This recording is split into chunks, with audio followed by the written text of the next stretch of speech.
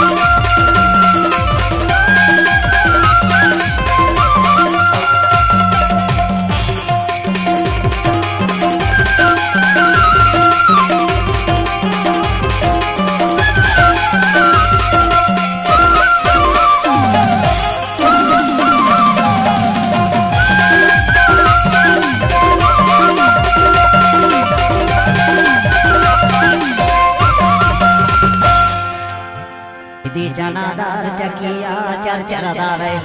जनादार चकिया चरचरदार जनादार चकिया चरचरदार दुनिया माई हमर चर्चा हो, दुनिया माई हमर चर्चा हो रे हाय जनादार। ये नोनी का है ईमान से दुनिया यूट्यूब चैनल धारवे म्यूजिक को सब्सक्राइब जरूर करें। जनादार चकिया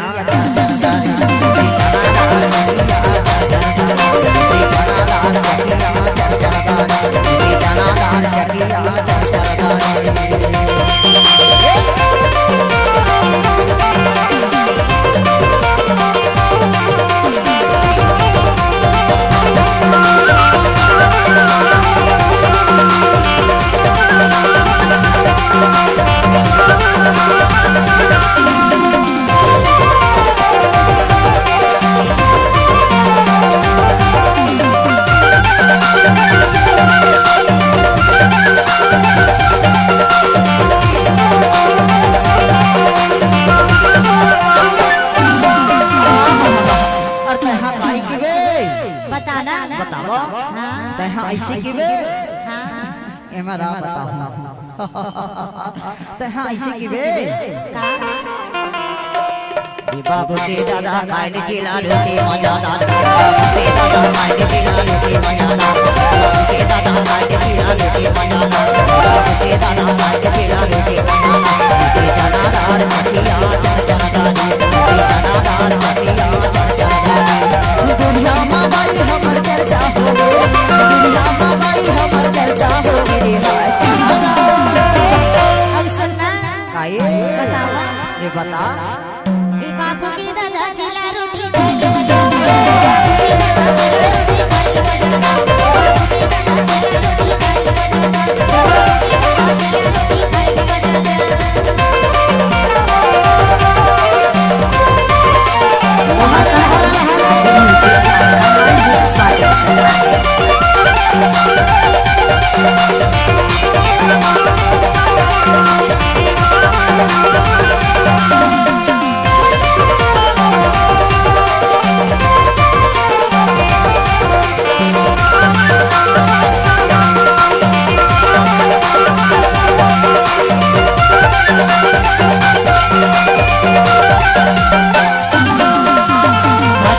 चटनी धनिया है मजादार, वो धनिया है मजादार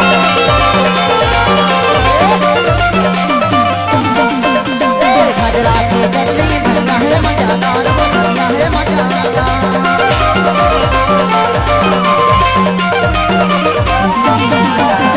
बाबू दादा खाए कब पे, बाबू दादा खाए कब पे चिला रोटी आए जनादार। और बाबू नौनी बाबू खाए का बैठे हाँ चटनी है मजादार की थोना और हमारे सामने वाले बाबू मन का की थे जनता का कहते इति जनादार चकिया चरचरदार जनादार चकिया चरचरदार जनादार चकिया चरचरदार जनादार चकिया चरचरदार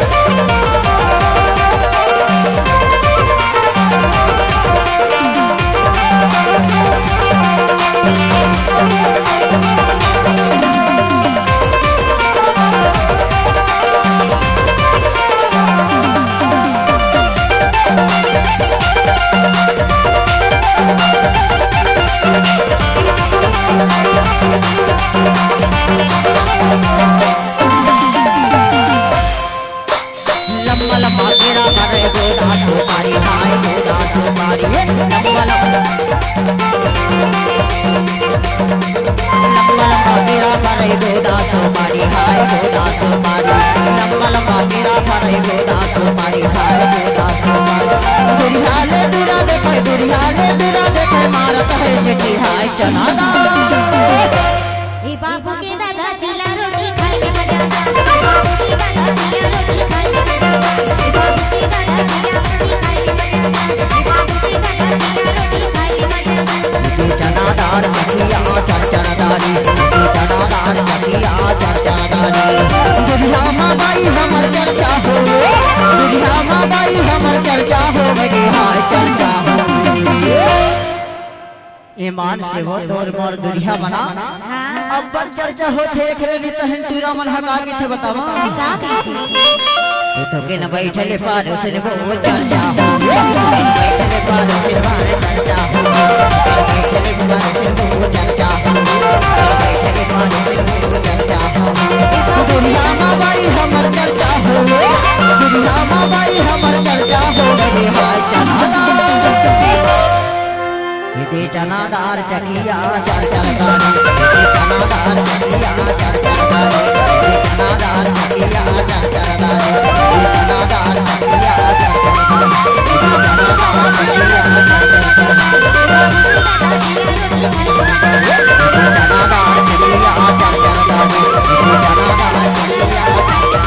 YouTube चैनल धागे म्यूजिक को सब्सक्राइब जरूर करें।